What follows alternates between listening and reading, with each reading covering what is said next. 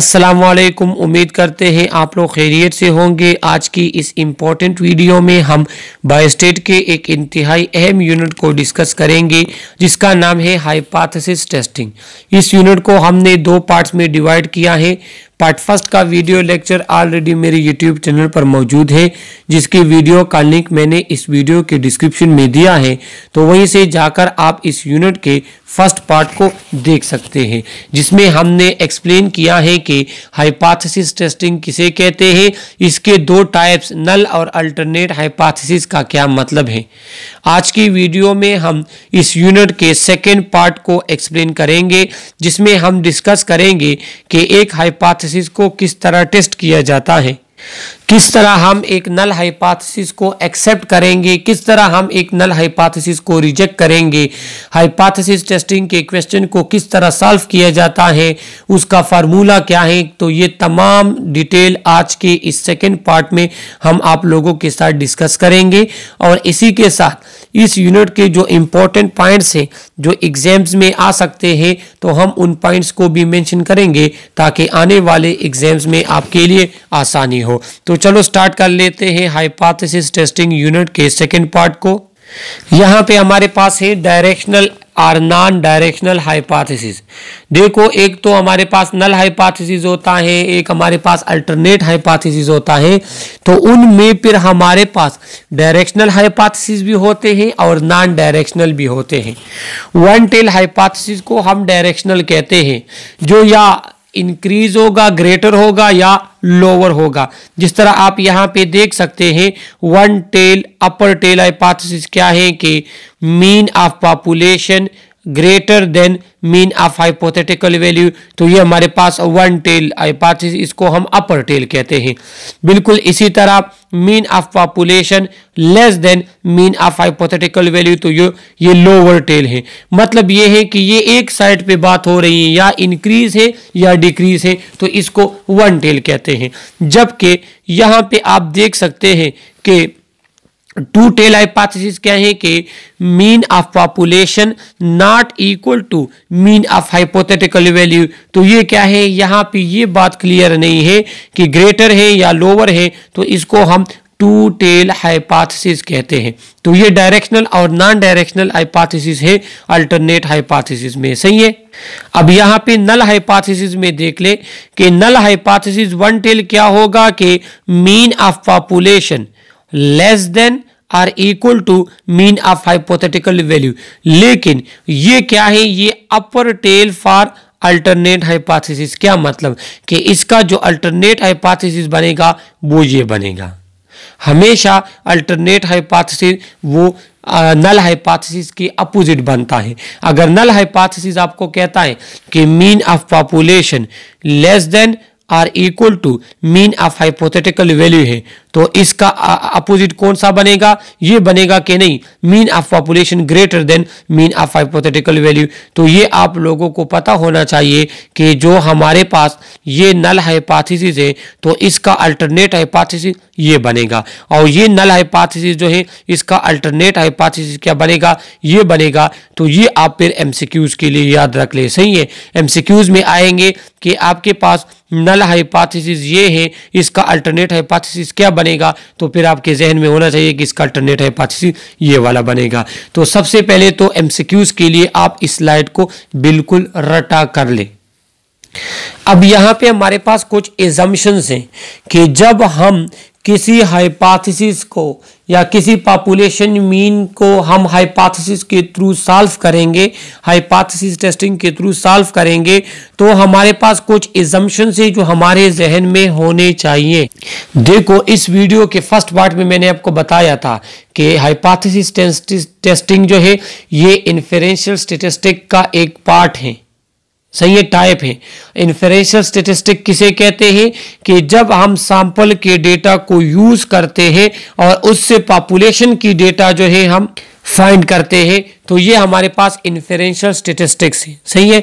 अब क्या है कि the sample has been randomly selected from the population, कि आप पॉपुलेशन से सैंपल को रैंडमली सेलेक्ट करोगे, ये आपके पास होना चाहिए। ये शर्त है पहली बात। सही है।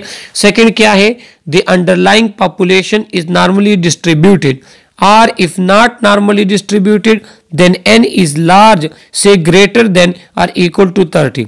देखो आपके पास आपका पॉपुलेशन नॉर्मली डिस्ट्रीब्यूटेड होगा, मतलब वो हमारे पास नॉर्मल डिस्ट्रीब्यूशन कर्व देगा। अगर आपके पास पॉपुलेशन नॉर्मली डिस्ट्रीब्यूटेड नहीं है तो सैंपल साइज कम से कम 30 से बड़ा होना चाहिए। क्यों? क्योंकि 30 से कम होगा तो आपके पास एरर के चांसेस ज्यादा होंगे। सही है। और थर्ड क्या एजम्पशन है कि population variance either known or sample variance is assumed to be approximately equal to population variance when n is large. तीसरा जो एजम्पशन है वो ये है कि जो आपके पास पॉपुलेशन का जो वेरिएंस है या पॉपुलेशन का जो मीन है तो वो आपको पहले से फाइंड होना चाहिए। अगर नहीं है तो आप सैंपल के वेरिएंस को ले सकते हैं पॉपुलेशन की वेरिएंस की जगह पे, लेकिन शर्त क्या होगा कि सैंपल साइज बड़ा होगा। सही है। तो थर्ड जो एजम्पशन है वो ये है कि पॉपुलेशन का वेरिएंस तो आपको पता होगा, अगर पता नहीं है या नहीं दिया गया तो आप सैंपल के वेरिएंस को पॉपुलेशन की वेरिएंस की जगह पे ले सकते हैं, लेकिन शर्त ये होना चाहिए कि आपके पास सैंपल साइज बड़ा होना चाहिए। तो ये क्या है? ये कुछ एजम्पशंस है जो हाइपोथेसिस टेस्टिंग के लिए आपके पास आपको पता होना चाहिए। सही है। अब हमारे पास basic elements of testing hypothesis हैं कि जब आप हाइपोथेसिस को टेस्ट करते हैं तो वो कौन कौन से बेसिक एलिमेंट जो आपके पास होने चाहिए। सबसे पहले आपके पास नल हाइपोथेसिस होगा तो आप उसके मुताबिक अल्टरनेट हाइपोथेसिस बनाएंगे। तो नल हाइपोथेसिस होना चाहिए। सेकंड अल्टरनेट हाइपोथेसिस होना चाहिए। इसके बाद एप्रोप्रिएट लेवल ऑफ सिग्निफिकेंस होना चाहिए आपके पास, जो आगे आने वाले स्लाइड में हम एक्सप्लेन करेंगे कि लेवल ऑफ सिग्निफिकेंस से हमें ये पता चलता है कि फला अल्टरनेट हाइपोथेसिस कितनी प्रोबेबिलिटी के साथ नल हाइपोथेसिस को रिजेक्ट करती है। सही है। तो ये हमें पता चलता है लेवल ऑफ सिग्निफिकेंस से, और ये आगे आने वाले स्लाइड में फिर एक टेबल के थ्रू हम आपको बताएंगे कि लेवल ऑफ सिग्निफिकेंस कौन कौन से होने चाहिए। इसके बाद आपके पास एजम्पशंस, तो एजम्पशन जो है जो अभी हमने पढ़े तो वो आपको मतलब पता होने चाहिए, वो आप अपने जहन में लोगे। फिफ्थ क्या है?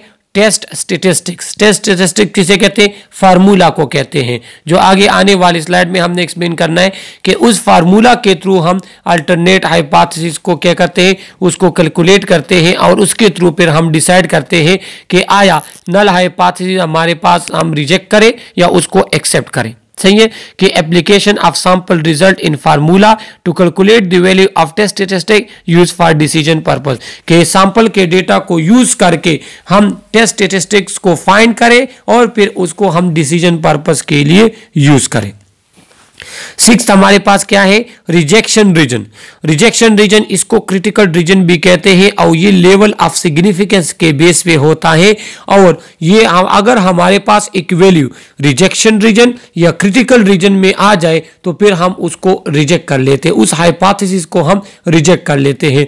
अब ये क्रिटिकल रीजन या रिजेक्शन रीजन किस तरह फाइंड करेंगे, तो ये एक एग्जाम्पल हम एंड में सॉल्व करेंगे, तो उसमें ये क्वेश्चन आप लोगों का मुकम्मल क्लियर हो जाएगा। और एंड में फिर हमारे पास कंक्लूजन होता है। कंक्लूजन क्या होता है कि आप फाइनल फिर स्टेटमेंट देते हो कि मैंने अल्टरनेट हाइपोथेसिस के थ्रू नल हाइपोथेसिस को रिजेक्ट किया, कितने लेवल ऑफ सिग्निफिकेंस के साथ, या मैंने जो है अल्टरनेट हाइपोथेसिस के थ्रू नल हाइपोथेसिस को एक्सेप्ट किया, कितने लेवल ऑफ सिग्निफिकेंस। तो ये हमारे पास क्या है? कंक्लूजन। तो कोई भी एग्जाम्पल जो होगा तो वो इस तरीके के साथ हमने उसको सॉल्व करना है। हाइपोथेसिस टेस्टिंग का कोई भी क्वेश्चन इसी तरीके से नल हाइपोथेसिस, अल्टरनेट हाइपोथेसिस, फिर उसके बाद लेवल ऑफ सिग्निफिकेंस, एजम्पशन, ये तमाम के तमाम आपको मैं अभी एक एग्जाम्पल में आप लोगों को बता दूंगा। सही है। अब फर्स्ट स्टेप तो क्या है कि आपके पास नल हाइपोथेसिस होना चाहिए और अल्टरनेट हाइपोथेसिस होना चाहिए, जो अभी एलिमेंट में हमने बताया। तो अगर ये हमारे पास नल हाइपोथेसिस है कि मीन ऑफ पॉपुलेशन ग्रेटर और इक्वल टू हाइपोथेटिकल मीन, तो इसका अल्टरनेट हाइपोथेसिस कैसे बनेगा कि mean of population lower than hypothetical population mean तो ये क्या है, तो ये नल हाइपोथेसिस, तो ये हमारे पास डिफरेंट है। ये क्या है, इसको आप देख सकते हैं कि ये हमारे पास डायरेक्शनल भी है, और ये हमारे पास क्या है, इसको आप देख ले, ये लोअर टेल अल्टरनेट हाइपोथेसिस है, ये अपर टेल अल्टरनेट हाइपोथेसिस है। तो हाइपोथेसिस टेस्टिंग क्वेश्चन के लिए सबसे पहले नल और अल्टरनेट हाइपोथेसिस आपने बनाने हैं। ये फर्स्ट और सेकंड एलिमेंट हो गया। इसके बाद लेवल ऑफ सिग्निफिकेंस आपने अप्लाई करना है, लेकिन लेवल ऑफ सिग्निफिकेंस अगर आप अप्लाई करते हैं तो आपने क्या करना है कि सैंपल का साइज जब आप लेते हो, फिर उसकी कैलकुलेशन पूरे के पूरे सेटिंग में आपने एक ही लेवल ऑफ सिग्निफिकेंस को सेलेक्ट करना है। लेवल ऑफ सिग्निफिकेंस क्या होता है कि ये आपको प्रोबेबिलिटी देता है, ये आपको परसेंटेज ऑफ चांस देता है कि कितने चांसेस हैं कि ये आपके पास अल्टरनेट हाइपोथेसिस को, या कितनी प्रोबेबिलिटी के साथ आपने नल हाइपोथेसिस को रिजेक्ट करवाया, तो ये आप लेवल ऑफ सिग्निफिकेंस से फाइंड कर सकते हैं।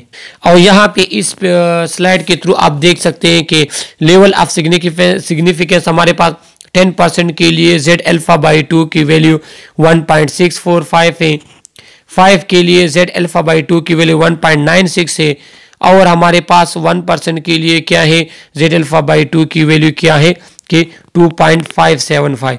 तो इसको हम आगे जाके यूज करेंगे, सही है। तो ये स्लाइड फिर आपको पता होना चाहिए एमसीक्यूज के हवाले से, इससे डायरेक्ट भी एमसीक्यूज आता है, और ऑलरेडी कंटिन्यूस प्रोबेबिलिटी में मैं आप लोगों को इस यूनिट के इस स्लाइड के बारे में बता भी चुका हूं, नॉर्मल डिस्ट्रीब्यूशन जो वैल्यू है हमारे पास, और जो हमारे पास जो है एस्टिमेशन का यूनिट था, तो उसमें भी बता चुका हूं कि ये स्लाइड एमसीक्यूज के लिहाज से इंपॉर्टेंट है, इसको याद रख ले। थर्ड स्टेप फिर हम क्या करते हैं कि perform the calculation to compute test statistic, Z score test statistic. तो क्या करते हैं कि उसके बाद फिर हम कैलकुलेशन करते हैं फार्मूला के थ्रू, लेवल ऑफ सिग्निफिकेंस के थ्रू फिर हम कैलकुलेशन करते हैं। ये हमारे पास थर्ड स्टेप हुआ हाइपोथेसिस टेस्टिंग के क्वेश्चन को सॉल्व करने का। इस पे जब हम एक एग्जांपल अभी एक्सप्लेन करेंगे ना, तो ये तमाम स्टेप्स आपके माइंड में बिल्कुल क्लियर हो जाएंगे। ये क्या है, ये आपके पास हाइपोथेसिस टेस्टिंग का फार्मूला है। एक्स बार आपके पास जो आप लोगों को ऑलरेडी पता होगा, ये मीन ऑफ सैंपल है, ये हमारे पास हाइपोथेटिकल मीन है, ये हमारे पास जो है स्टैंडर्ड डिविएशन, ये हमारे पास वेरिएंस है मीन का, पॉपुलेशन का वेरिएंस है ये, और ये हमारे पास सैंपल साइज है। तो ये क्या है, ये तमाम के तमाम वैल्यू हमें दी होंगी, हम इस फार्मूले में फिट करेंगे और फिर इसको कैलकुलेट करके हमारे पास रिजल्ट आएगा। फिर उसको हम कंपेयर करेंगे, अगर वो रिजेक्शन रीजन में आता है तो हम नल हाइपोथेसिस को रिजेक्ट करेंगे। इसके फिर मैं आपको बता दूं, ये सैंपल मीन है, ये हाइपोथेटिकल मीन है, ये वेरिएंस ऑफ पॉपुलेशन है, और ये हमारे पास सैंपल साइज, या अगर पॉपुलेशन का वेरिएंस नहीं दिया गया तो हम सैंपल का वेरिएंस लेंगे और वो पॉपुलेशन के वेरिएंस के बराबर हम कंसिडर करेंगे, सही है। फोर्थ स्टेप क्या है कि हम क्रिटिकल रीजन या रिजेक्शन रीजन को डिटरमाइन कर ले, ताकि हमें पता चल जाए कि हम किस हाइपोथेसिस को रिजेक्ट कर सकते हैं। The critical region is also known as rejection region. When the computed test statistics fall in the rejection region, we reject the null hypothesis in favour of alternate hypothesis. तो simple वही बात जो मैंने बता दी कि रिजेक्शन रीजन आपके पास वो reason है, अगर आपके पास कैलकुलेटेड वैल्यू उस रिजेक्शन रीजन में आ गई तो हम अल्टरनेट हाइपोथेसिस के थ्रू उस नल हाइपोथेसिस को क्या कर लेते हैं, रिजेक्ट कर लेते हैं। और ये रिजेक्शन रीजन किस तरह हम फाइंड करेंगे, ये लेवल ऑफ सिग्निफिकेंस के थ्रू हम फाइंड करते हैं। देखो ये हमारे पास one tail lower tail hypothesis भी इसको कहते हैं। यहाँ पे रिजेक्शन रीजन इस साइड पे आएगा, किस साइड पे आएगा, हमारे पास लेफ्ट साइड पे रिजेक्शन रीजन आएगा, ये लोअर टेल में। फाइंड किस तरह करेंगे वो मैं आगे बताता हूँ, उसकी आप लोग टेंशन ना।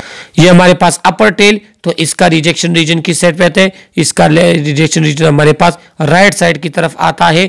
और यहाँ पे आप लोग देख ले कि अगर आपके पास वैल्यू इस यहाँ पे आई तो उस हाइपोथेसिस को हम क्या कर लेते हैं, रिजेक्ट कर लेते हैं। और जो टू टेल हाइपोथेसिस या नॉन डायरेक्शनल होते हैं तो वो दोनों साइड पे, अगर हमारे पास ये वैल्यू इस साइड पे आती है, पॉजिटिव साइड पे या नेगेटिव साइड पे यहाँ पे आती है, तो दोनों को फिर हम क्या कर लेते हैं, रिजेक्ट कर लेते हैं इस तरह के हाइपोथेसिस को। तो ये टू टेल हाइपोथेसिस के लिए रिजेक्शन रीजन है। और एंड में फिर हमारे पास क्या होता है, कंक्लूजन होता है। If calculated value of the test statistics fall in the rejection region, we reject the null hypothesis in favour of alternate hypothesis, otherwise fail to reject. अगर हमने एक वैल्यू को कैलकुलेट किया और वो रिजेक्शन रीजन में आ गई, तो हम अल्टरनेट हाइपोथेसिस के फेवर में नल हाइपोथेसिस को रिजेक्ट कर लेते हैं। लेकिन अगर हमारे पास अल्टरनेट हाइपोथेसिस की कैलकुलेटेड वैल्यू रिजेक्शन रीजन में नहीं आती, तो हम क्या कर लेते हैं, तो हम कहते हैं कि वी आर फेल या we are fail to reject the null hypothesis, के हम नल हाइपोथेसिस को रिजेक्ट नहीं कर सकते। सही है। और जो हमारे पास डिसीजन होते हैं वो टेस्ट स्टैटिस्टिक्स जो फार्मूला के थ्रू कैलकुलेशन करते हैं, और जो क्रिटिकल रीजन होता है तो इसके थ्रू हम क्या करते हैं, ये डिसीजन लेते हैं। या तो हमारे पास नल हाइपोथेसिस रिजेक्ट हो जाती है या we are fail to reject the null hypothesis. ये दो पॉसिबिलिटी हमारे पास आ सकती हैं। अब आप लोग इस एग्जाम्पल को गौर से देखें। अगर आप लोगों को इस एग्जाम्पल की समझ आ गई तो इस वीडियो में हमने जितना भी पढ़ा है वो सब का सब आपको पता समझ में आ जाएगा। तो ये 5 मिनट में ये जो हम अभी एक्सप्लेन करेंगे एग्जाम्पल को, ये 5 मिनट का एग्जाम्पल इस पूरी की पूरी वीडियो का खुलासा है। सही है कि इन्होंने एग्जाम्पल दिया है कि a random sample of 30 hospitalized patient suffering from DVT had a mean APTT of 50 second. तो यहां पे सैंपल साइज क्या हुआ, 30 हुआ, तो 30 हमारे पास सैंपल साइज हुआ। और मीन ऑफ सैंपल क्या है, मीन ऑफ सैंपल हमारे पास हुआ क्या, 50 second. If the mean APTT of general population is 53, population का मीन क्या हुआ, वो मीन हुआ 53 second with a standard deviation of 7 second. Standard deviation जो हमारे पास है, जो मैंने आपको कहा था कि या आपको गिवन होगा, अगर गिवन नहीं है तो आपने किस चीज का लेना है, आपने उसका लेना है पॉपुलेशन का, सॉरी सैंपल का लेना है। तो स्टैंडर्ड डिविएशन हमारे पास क्या है, 7 सेकेंड।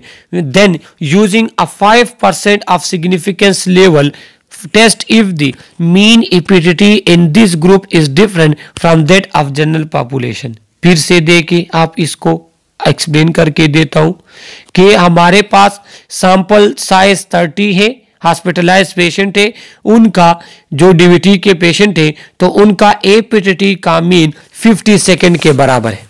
सही है। तो सैंपल साइज हो गया हमारे पास 30, मीन ऑफ सैंपल हो गया 50 सेकेंड। सही है। मीन ऑफ पॉपुलेशन क्या है, 53 सेकेंड। स्टैंडर्ड डिविएशन उन्होंने दिया है 7 सेकेंड, और लेवल ऑफ सिग्निफिकेंस इन्होंने 5% दिया है। सही है। अब ये 4 के 4 चीजें इन्होंने दी। अब ये आपको क्या कहता है कि does the data provide sufficient evidence to conclude that mean APTT for DVT patient is different from 53 second.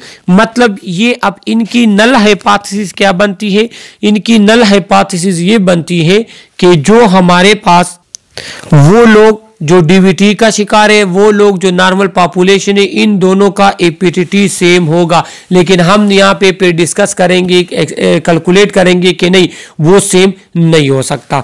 तो फर्स्ट स्टेज क्या है कि हम नल और अल्टरनेट हाइपोथेसिस बना दें।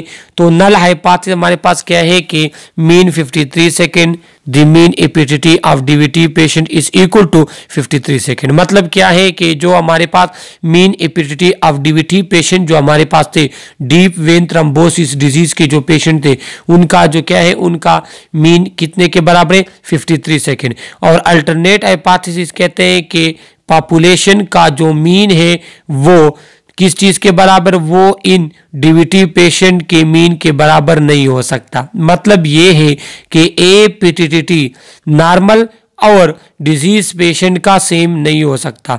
The mean APTT of DVT patient is different from 53 second. अब ये हम आप लोगों के करेंगे, ये फाइंड करेंगे। सही है, इन्होंने तो ये कहा नल हाइपोथेसिस तो ये बनती है कि जो डीवीटी पेशेंट है उनका सैंपल मीन और जो नॉर्मल पेशेंट है उनका एपिटिटी मीन दोनों सेम है। आप कहोगे कि नहीं, सेम नहीं है। अब हम इसको क्या करेंगे, इसको अब हम सॉल्व करेंगे।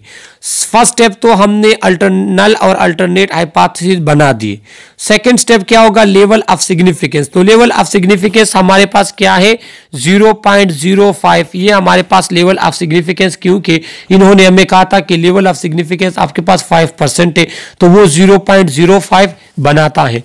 तो 0.05 अगर हमारे पास बनाता है तो अब हम क्या कर ले, सबसे पहले रिजेक्शन रीजन को हम क्या कर ले, उसको हम क्लेरिफाई कर ले कि हमारे पास क्रिटिकल रीजन या रिजेक्शन रीजन कौन सा है, और वो लेवल ऑफ सिग्निफिकेंस के बेस पे होता है। तो चूंकि हमारे पास ये हाइपोथेसिस जो है इसमें लेवल ऑफ सिग्निफिकेंस 5 था, उसके लिए z अल्फा बाई 2 की वैल्यू 1.96 है, जो प्रीवियस स्लाइड में मैं बता चुका हूं। तो 1.96 इस साइड की तरफ, 1.96 इस साइड की तरफ। सही है, ये नेगेटिव ये सिर्फ डायरेक्शन की वजह से, और ये पॉजिटिव। अब हमारे पास क्या हो गया, ये रिजेक्शन रीजन हो गया। अब अगर एक वैल्यू हमारे पास जो कैलकुलेटेड वैल्यू इस रीजन में आई तो हम इसको रिजेक्ट करेंगे, अगर यहां पे आई तो हम इसको एक्सेप्ट करेंगे। ये रिजेक्शन रीजन हमें पता चल गया कहां से, लेवल ऑफ सिग्निफिकेंस से, क्योंकि लेवल ऑफ सिग्निफिकेंस अगर 5 है हमारे पास तो वो 0.05 बनता है, और उसके लिए z अल्फा बाई 2 की वैल्यू 1.96 है। तो ये आप लोग याद रख ले। सही है, अब हम फार्मूला के थ्रू कैलकुलेशन कर ले। फार्मूला में हमें दिया गया था कि नंबर ऑफ सैंपल जो है, सैंपल वो क्या है 30 है। उसके बाद मीन ऑफ सैंपल हमारे पास क्या था, 50 था। हमारे पास जो क्या कहते हैं, जो हाइपोथेटिकल मीन था वो 53 था। हमारे पास स्टैंडर्ड डिविएशन 7 था। तो इनको आप फार्मूला में फिल करें, इसमें फिल करें तो आपके पास वैल्यू क्या आ जाती है, -2.35। तो ये कैलकुलेटेड वैल्यू है या टेस्टिक्स है जो हमने फार्मूला के थ्रू फाइंड कर लिया। अब हम इस वैल्यू को अब हम देखेंगे कि आया ये तो हमारे पास रिजेक्शन रीजन में नहीं आता।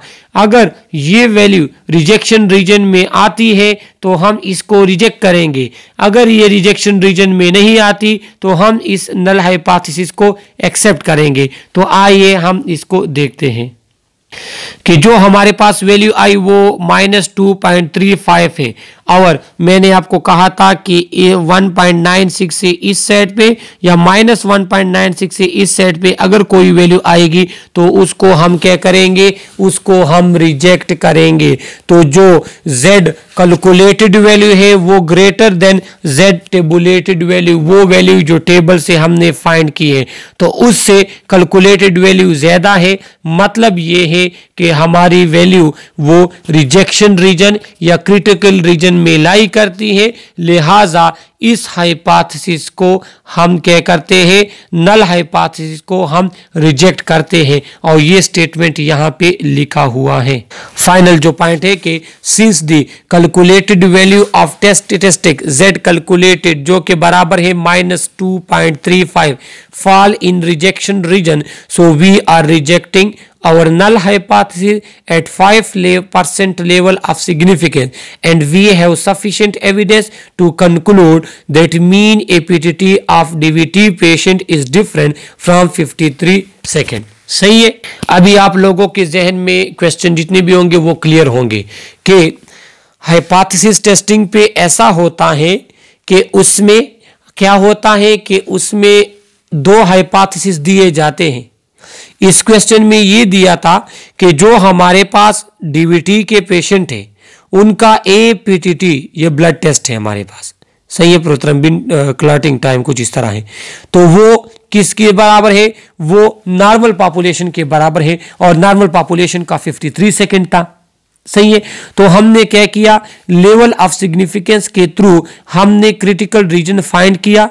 फिर क्रिटिकल रीजन को हमारे पास जो z अल्फा बाई 2 की वैल्यू 5% के लिए 1.96 है और वो टेबल में दी है, वो आपने रटा करनी है, वो हमने फाइंड किया। अब क्रिटिकल रीजन तो हमें पता चल गया, उसके लिए हमने z की वैल्यू कैलकुलेट की फार्मूला के थ्रू, और वो डेटा जो इन्होंने दिया है, जो z कैलकुलेटेड वैल्यू है, फिर उसको हमने देखा, वो हमारे पास रिजेक्शन रीजन में आई। तो रिजेक्शन रीजन में आई तो लिहाजा हमने नल हाइपोथेसिस को रिजेक्ट किया, और ये कंक्लूजन हमने हासिल की कि जो डीवीटी पेशेंट के जो प्रोएपिटिटी रिजल्ट है वो नॉर्मल पॉपुलेशन के बराबर नहीं। सही है, तो ये हमने क्या किया, नल हाइपोथेसिस को हमने रिजेक्ट किया लेवल ऑफ सिग्निफिकेंस 5% के थ्रू। तो ये हाइपोथेसिस टेस्टिंग के क्वेश्चन है। इसमें फिर भी कोई भी क्वेश्चन हो किसी का तो कमेंट्स के थ्रू आप हमसे पूछ सकते हैं। कहाँ पे कोई मिस्टेक्स है तो आप उसको पॉइंट आउट कर सकते हैं। शुरू में हमने थोड़ी मिस्टेक की, वो फार्मूले में जो मैंने एक वैल्यू को वेरिएंस कहा तो वो वेरिएंस नहीं था, तो ये वेरिएंस नहीं, ये स्टैंडर्ड डिविएशन है। तो ये जो इन्होंने आपको ऑलरेडी दिया होगा, तो इसमें थोड़ी मिस्टेक हुई पहले, बाकी तो इंशाल्लाह इसमें कोई मिस्टेक नहीं है। फिर भी किसी का कोई क्वेश्चन हो कमेंट के थ्रू आप हमसे पूछ सकते हैं। Okay, thank you.